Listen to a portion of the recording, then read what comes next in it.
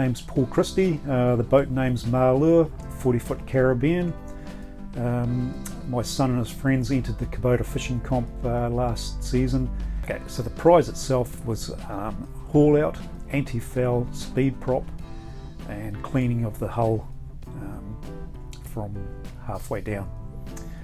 Then we requested to get the full boat polished, the teak decks done, the duckboard redone, the game poles repainted. We came down on a Saturday and they just said, here's where you park your boat.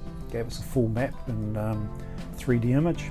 So no one was here, we just parked it on the Saturday, locked her up and left them to it. And 3 weeks later, or 2 weeks later, the job was done.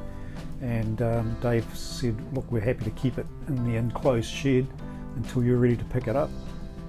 So again, no dust flying around, no dirt, boats in a shed in the dry, so pretty cool. Yeah, mind-blowing to what we've been experienced to, what we can offer in the north.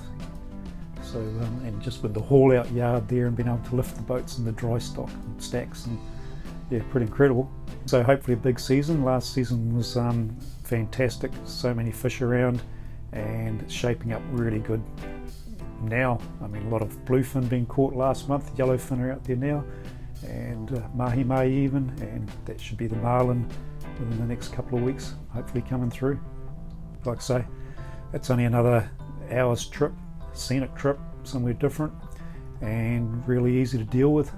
So yeah, we'll definitely be back.